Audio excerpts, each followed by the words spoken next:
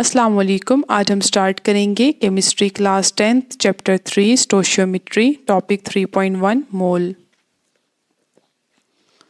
Mole, the atomic mass, formula mass and molecular mass of a substance expressed in grams is called mole। Atomic mass क्या होता है? एक atom के मास। Formula mass कोई ionic compound है तो उसके मास। मॉलिक्यूलर मास अगर कोई मॉलिक्यूल है तो उसका मास। मास होता है एक एटम के अंदर जो प्रोटॉन और न्यूट्रॉन होते हैं उनके सम को, उसका मास कहते हैं। अगर हम मासेस को ग्राम्स में एक्सप्रेस करते हैं तो वो मोल के इक्वल हो जाता है। जैसे ऑक्सीजन का जो एक एटम है तो इसका मास क्या होता है? 16 है। तो अगर हम 16 ग्राम्स लिखते हैं तो ये 1 मोल के इक्वल हो जाता है। वाटर है, अब ये मॉलिक्यूल है तो वाटर में 2 हाइड्रोजन एटम्स हैं, एक ऑक्सीजन एटम है। इनके मासेस को हम ऐड करते हैं। हाइड्रोजन के 2 है, ऑक्सीजन का 16 है, तो 16 + 2 18 बनता है। तो 18 ग्राम जो है वो 1 मोल वाटर की इक्वल होगा। इसी तरह NaCl एक आयोनिक कंपाउंड है, इसके मास को हम फार्मूला यूनिट कहेंगे। 23 + 35.5 58.5 आंसर आता है। तो 58.5 ग्राम्स जो है ये इक्वल हो जाएगा NaCl के 1 मोल के। अगर O2 है यानी कि मॉलिक्यूल है तो एक ऑक्सीजन का मास 16 होता है, 2 का 32 होगा, तो 32 gram will be equal to 1 mole of oxygen molecule. यहाँ पर सोडियम आयन है। याद रखें कि आयन का मास से कोई रिलेशन नहीं है, क्योंकि आयन्स तब बनते हैं जब इलेक्ट्रॉन का लॉस या गेन होता है। लेकिन जो मास है उसमें हम प्रोटॉन और न्यूट्रॉन का सम लेते हैं, इलेक्ट्रॉन को नहीं काउंट करते। तो सोडियम का प्रोटॉन और न्यूट्रॉन को हम ऐड करते हैं तो आंसर 23 आता है। 223 ग्राम्स जो है ये मास है, मोलर मास है सोडियम आयन का। ये एक बैलेंस्ड केमिकल इक्वेशन है। इससे हमें ये इन्फॉर्मेशन मिलती है कि अगर 2 हाइड्रोजन मॉलिक्यूल को हम रिएक्ट करते हैं एक ऑक्सीजन मॉलिक्यूल के साथ तो 2 वाटर के मॉलिक्यूल बनते हैं। सबसे पहले example 3.1, methanol burns according to the following equation. एक इक्वेशन है। देन हमारे पास क्वेश्चन है कि if 3.50 moles of methanol are burned in oxygen, calculate how many moles of oxygen are used. पहले हम फर्स्ट पार्ट को सॉल्व करेंगे। हमें गिवन है कि जो मीथेनॉल है ये 3.50 मोल है और हमने फाइंड करना है कि कितने ऑक्सीजन यूज़ हुए हैं। पहले हम पहले पार्ट को सॉल्व करते हैं। जब हमें मोल्स गिवन हो तो क्वेश्चन सॉल्व करना आसान होता है। डायरेक्टली जो चीज़ हमें गिवन होती है और जो हमें फाइंड करनी होती है हम उनका रेशो लेते हैं। जैसे हमारे मीथेनॉल की अमाउंट ऑलरेडी क्वेश्चन में गिवन है और हमने फाइंड करना है कि ऑक्सीजन कितना यूज़ हुआ है। सबसे पहले हम बैलेंस्ड केमिकल इक्वेशन को देखते हैं कि बैलेंस्ड केमिकल इक्वेशन हमें क्या बता रहा है। वो हमें ये कहता है कि जब 2 मीथेनॉल बर्न करते हैं कम्प्लीटली तो उनके लिए 3 ऑक्सीजन मॉलिक्यूल की ज़रूरत पड़ती है। मतलब 2 मीथेनॉल नीड्स 3 ऑक्सीजन मॉलिक्यूल्स। ये बैलेंस्ड केमिकल इक्वेशन हमें बताता है। तो अगर 2 के लिए हमें 3 ऑक्सीजन मॉलिक्यूल्स चाहिए तो 1 के लिए कितने चाहिए होंगे? 2 इधर आके डिवाइड हो जाएगा 3/2। और क्वेश्चन में क्या रिक्वायरमेंट है कि 3.50 मोल्स के लिए कितने चाहिए। तो यहाँ पर 3.50 के लिए कितने चाहिए होंगे? 3/2 × 3.50। इसको हम सॉल्व करेंगे। आंसर हमारे पास आ जाएगा 5.25 मोल्स ऑफ ऑक्सीजन। ये हो गया हमारा पहला पार्ट। सेकेंड पार्ट ये है कि how many moles of water are produced. मतलब हमने ये फाइंड करना है। गिवन हमें यही है, इसको यूज़ करके हमें वाटर मॉलिक्यूल भी फाइंड करने हैं। अब हम लाइन ड्रॉ करेंगे बिटवीन मीथेनॉल जो गिवन है और जो हमने फाइंड करना है यानी कि वाटर वो। अब इस बैलेंस्ड केमिकल इक्वेशन को देखिए तो according to this 2 methanol produces 4 water molecules. तो 2 प्रोड्यूसेस 4, सो 1 विल प्रोड्यूस, ये 2 इधर चला जाएगा, 4/2 द आंसर विल बी 2 2 ज़ा 4। लेकिन क्वेश्चन में रिक्वायरमेंट क्या है कि 3.50 मोल्स मीथेनॉल को से कितने वाटर मॉलिक्यूल बनेंगे। तो यहाँ पर हम 3.50 लिखेंगे और इस साइड को 3.50 से दोनों साइड्स को हम 3.50 से मल्टीप्लाई कर लेंगे तो आंसर हमारे पास आ जाएगा 7 मोल्स। तो इट मीन्स के 3.50 मोल्स ऑफ मीथानॉल से 7 मोल्स ऑफ वाटर मॉलिक्यूल बनते हैं। Concept Assessment Exercise 3.1. Ammonia is an important raw material in the manufacture of fertilizers. It is obtained by the combination of nitrogen and hydrogen as shown by the following balanced chemical equation. अब given हमें है कि 8 moles ammonia की formation हमने करनी है, तो आप बताएं कि कितना नाइट्रोजन और हाइड्रोजन रिक्वायर है। तो जो चीज़ हमें गिवन होती है वो हम पहले लिखते हैं और जो हमने फाइंड करनी होती है वो हम बाद में लिखते हैं। जैसे पार्ट ए में हमने नाइट्रोजन की अमाउंट को हमने फाइंड करना है कि कितना वो यूज़ हुआ है 8 मोल्स अमोनिया बनाने के लिए। तो सबसे पहले हम लोग बैलेंस्ड केमिकल इक्वेशन देखेंगे। तो बैलेंस्ड केमिकल इक्वेशन के अकॉर्डिंग 2 अमोनियाज जो हैं वो प्रोड्यूस होते हैं 1 मॉलिक्यूल ऑफ नाइट्रोजन से। सो 2 अमोनिया अगर 1 नाइट्रोजन से प्रोड्यूस होंगे तो 1 कितने से प्रोड्यूस होंगे, ये 2 इधर आके डिवाइड हो जाएगा ऐसे। अब 1 के लिए 1/2 चाहिए, लेकिन क्वेश्चन में हमें 8 मोल्स की रिक्वायरमेंट है, तो हम दोनों इक्वेशन की दोनों तरफ को 8 से मल्टीप्लाई कर लेंगे। आंसर हमारे पास आ जाएगा 4 मोल्स। सेकेंड पार्ट में हमने हाइड्रोजन की अमाउंट फाइंड करनी है अमोनिया की अमाउंट से। सो अमोनिया गिवन है, हाइड्रोजन फाइंड करना है। According to balanced chemical equation 2 ammonia are produced from 3 hydrogen molecule. So 1 produce होगा 3/2 से और 8 प्रोड्यूस होगा, दोनों इक्वेशन को दोनों तरफ को 8 से मल्टीप्लाई करेंगे, 8 1 ज़ार 8, और यहाँ पर हमारे पास आंसर आ जाएगा 12 moles. Next is example 3.2। Iron can be produced from iron ore by reacting the ore with carbon monoxide. What mass of iron can be formed from 425 gram of iron ore?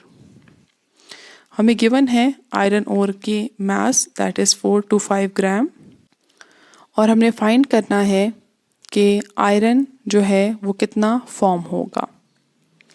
Question में हमें mass given है। जब भी हमें mass given होता है पहले हम उसको मोल में कन्वर्ट करते हैं, मोल से कैलकुलेशन करना आसान होती है।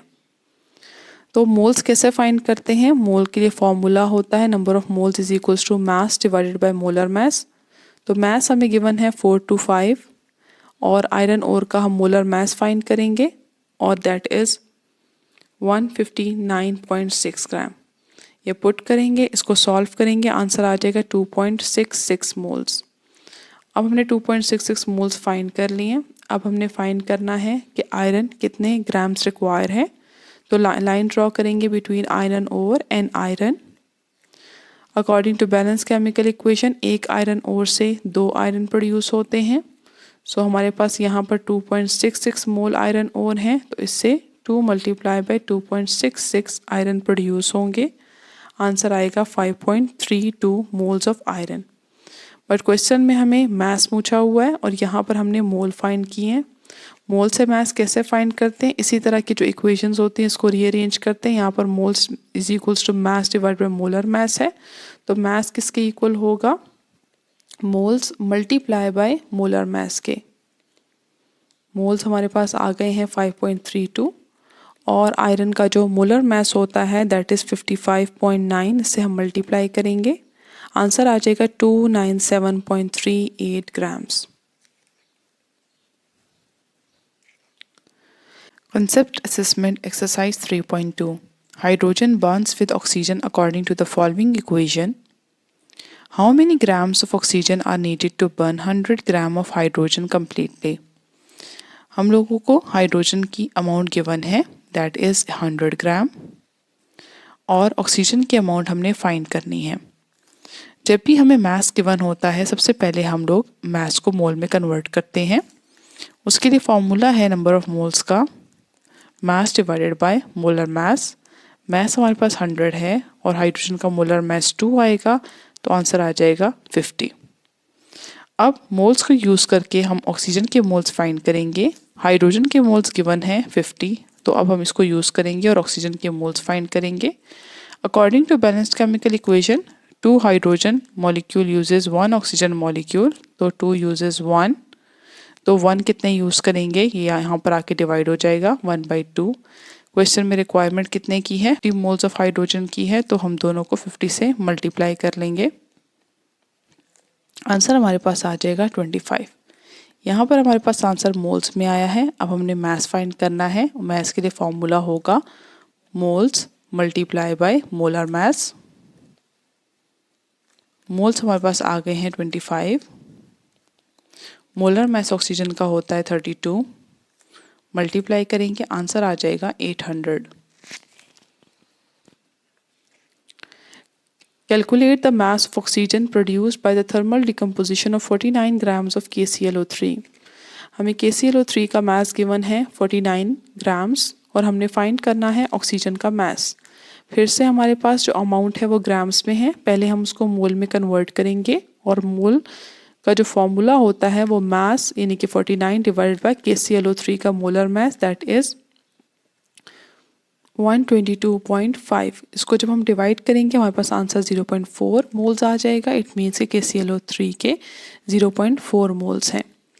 अब दोबारा से हम लाइन ड्रॉ करेंगे KClO3 और ऑक्सीजन जो हमने फाइंड करना है according to balanced chemical equation. 2 KClO3 से 3 ऑक्सीजन प्रोड्यूस होते हैं, सो 1 से 3/2 प्रोड्यूस होंगे। क्वेश्चन में 0.4 गिवन है तो दोनों इक्वेशन की दोनों तरफ को 0.4 से मल्टीप्लाई कर लेंगे। हमारे पास आंसर आ जाएगा 0.6 मोल्स। सो इट मीन्स के 0.6 मोल्स ऑक्सीजन प्रोड्यूस होते हैं। हमें मास ऑफ ऑक्सीजन चाहिए तो हम मोल्स को मास में कन्वर्ट करेंगे और उसका फॉर्मूला होता है मोल्स को मोलर मास से मल्टीप्लाई कर लो। ऑक्सीजन का मोलर मास 32 होता है, मल्टीप्लाई करेंगे आंसर आ जाएगा 19.2 grams. Next topic is molar volume. Molar volume का मतलब है 1 मोल का वॉल्यूम। तो कोई भी गैस रूम टेम्परेचर और प्रेशर पे उसके 1 मोल जो है वो एक वॉल्यूम ऑक्यूपाई करती है जो सब गैसेस के लिए कांस्टेंट है, दैट इज़ 24 डेसीमीटर क्यूब। मतलब किसी भी गैस का अगर हम 1 मोल रूम टेम्परेचर और प्रेशर पे लेंगे तो उसका वॉल्यूम 24 होगा। अगर हम 1 मोल से ज़्यादा क्वांटिटी लेते हैं तो उसके अकॉर्डिंग वैल्यू चेंज हो जाएगी। जैसे हाइड्रोजन के 1 मोल का वॉल्यूम जो है वो 24 डेसीमीटर क्यूब है रूम टेम्परेचर पे। अमोनिया का ले लें या कार्बन डाइऑक्साइड किसी भी गैस का लेते हैं तो उसका वॉल्यूम 24 डेसीमीटर क्यूब होता है। इस इंफॉर्मेशन को यूज़ करके हम डिफरेंट गैसेस का वॉल्यूम फाइंड कर सकते हैं at room temperature and pressure. For example 3.3 determine the volume that 2.5 moles of chlorine molecule occupy at room temperature and pressure. अब हमें 2.5 का तो नहीं पता, लेकिन हमें पता है कि 1 मोल जो है उसका वॉल्यूम 24 डेसीमीटर क्यूब होता है। सो इट मीन्स अगर हमें 2.5 के लिए चाहिए तो हम इक्वेशन की दोनों तरफ को 2.5 से मल्टीप्लाई कर लेंगे। आंसर हमारे पास आ जाएगा 2.5 मोल का जो वॉल्यूम होगा वो इक्वल होगा 60 डेसीमीटर क्यूब के। Next, concept assessment exercise 3.3. How many moles of oxygen molecules are there in 50 decimeter cube of oxygen at room temperature and pressure? हमें पता है कि 24 डेसीमीटर क्यूब जो है वो 1 मोल का वॉल्यूम है। सो इट मीन्स कि अगर हमें 1 डेसीमीटर क्यूब का वॉल्यूम चाहिए, 1 डेसीमीटर क्यूब के अंदर मोल चाहिए, तो वो इक्वल होंगे 1/24 मोल। और हमें 50 डेसीमीटर क्यूब के लिए चाहिए तो दोनों तरफ को हम 50 से मल्टीप्लाई कर लेंगे, तो 1/24 मल्टीप्लाई बाय 50। आंसर आ जाएगा 2.08। Second part is what volume does 0.80 mole of nitrogen gas occupy at room temperature and pressure. हमें पता है कि 1 मोल के लिए जो वॉल्यूम है दैट इज़ 24 डेसीमीटर क्यूब। तो अगर 0.80 मोल के लिए हमें चाहिए तो हम दोनों को 0.80 से मल्टीप्लाई कर लेंगे। आंसर हमारे पास आ जाएगा 19.2 मोल्स। आई होप कि आपको ये टॉपिक समझ में आ गया होगा। Thank you so much. अल्लाह हाफिज़।